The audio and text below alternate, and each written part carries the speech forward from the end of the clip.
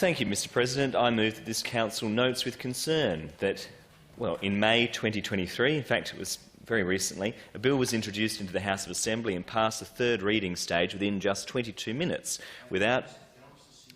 we need a seconder. Seconded. Thank you. Mr Sims. I move that this Council notes with concern that in May 2023 a bill was introduced into the House of Assembly and passed the third reading stage within 22 minutes without A, any public scrutiny of the bill, B, consultation with relevant stakeholders, and C, consideration for the impact of human rights.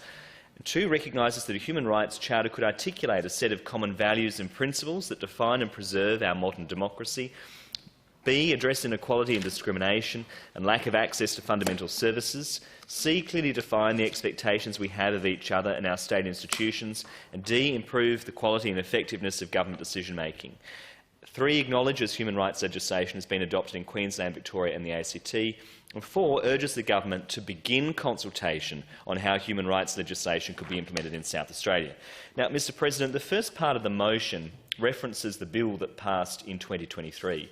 The bill, of course, that I'm referring to is the Summary Offences Act. I won't talk about the substance of the bill in detail, so I spoke about it at length just last night. But members will know that that bill passed the House of Assembly with just 22 minutes of debate, and it passed this chamber with considerably more attention last night and the early hours of this morning after 14 hours of discussion. But there was a belligerent insistence that it needed to be rushed through by the two major parties, and so we sat into the early hours of the morning in order to deal with this bill, one that seriously impacts on the civil liberties of South Australians, their capacity to organise, their capacity to protest, their capacity to gather in the public space.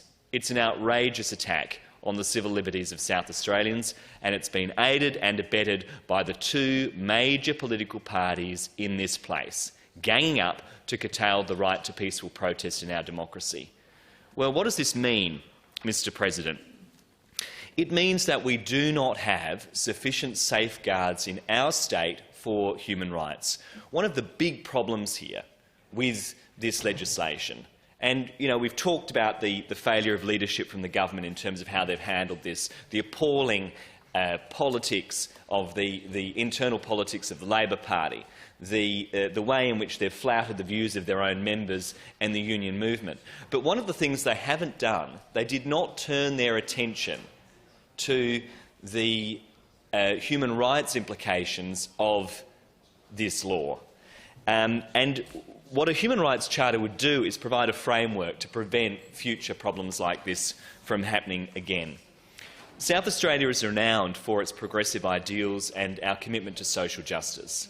It is not news to any of us that South Australia was the first state in Australia and the second in the world to allow women to vote.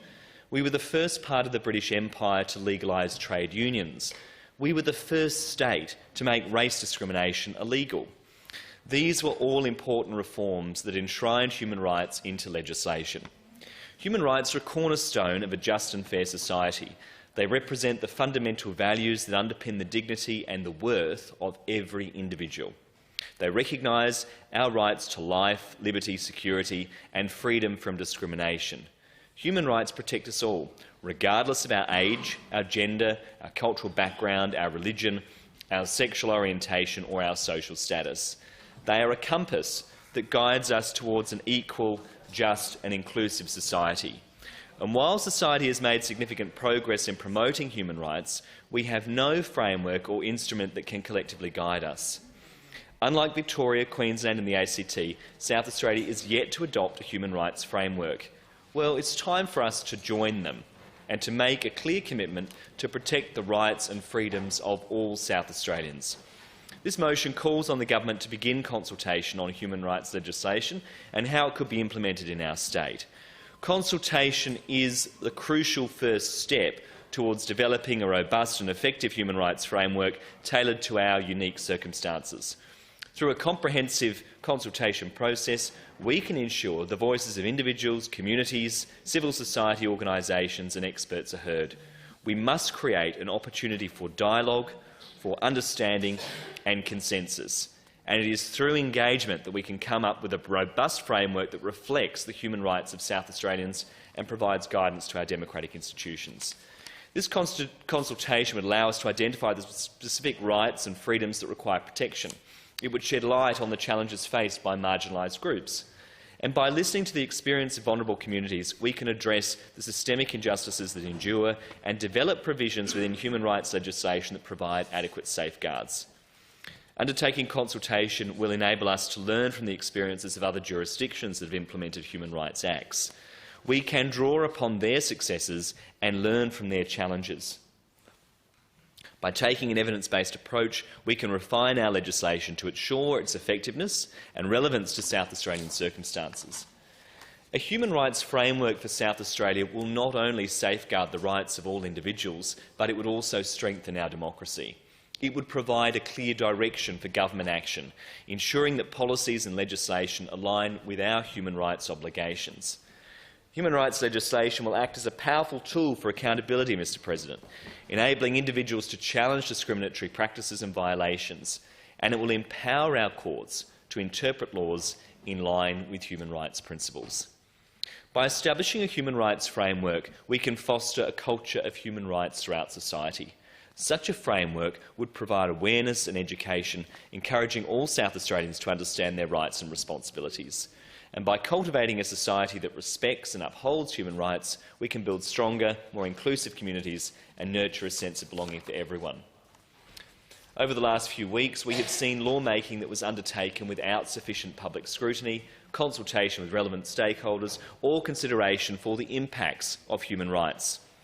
Regardless of what one may think of the anti-protest laws that passed through this parliament last night, whatever people may think of the draconian approach being taken by the Labor and Liberal parties, that process was undertaken with a very poor approach to democracy and democratic practice. There was no consideration for due process.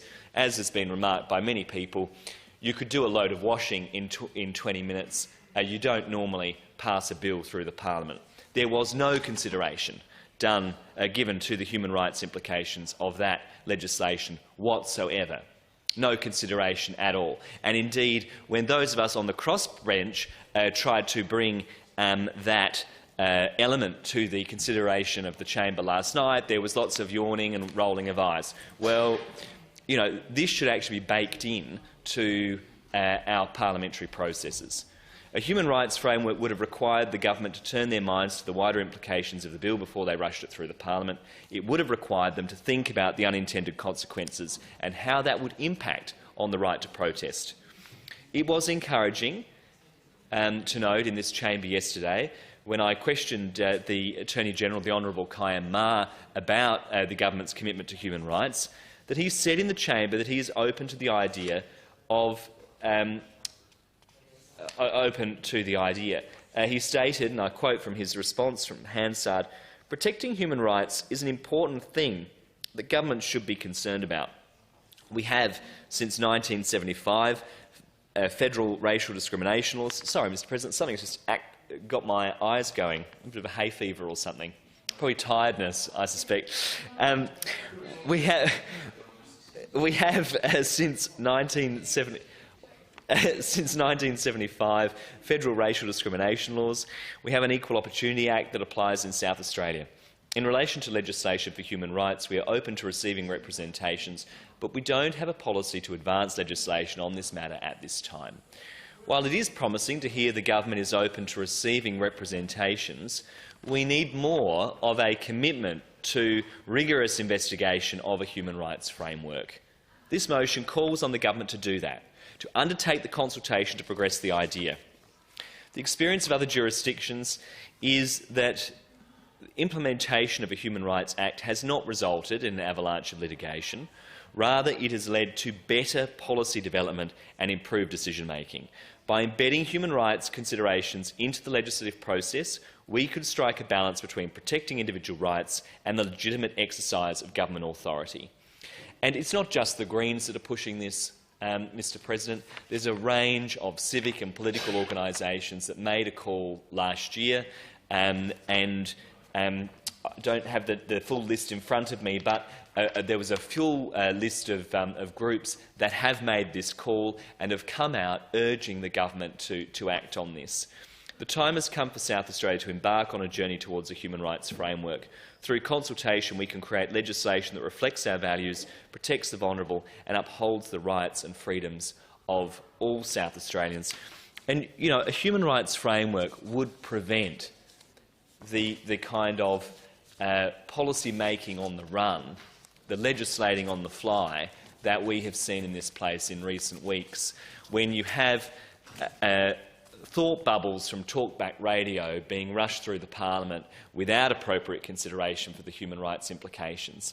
It has blown up in the face of the government in a very big way. It's a ticking time bomb for the Labor Party. It's going to continue to cause them political challenges in the days ahead because of their failure to consider the implications of what this reform means for human rights. Let us never go down this path again, Mr. President. Now, Mr. Hunt.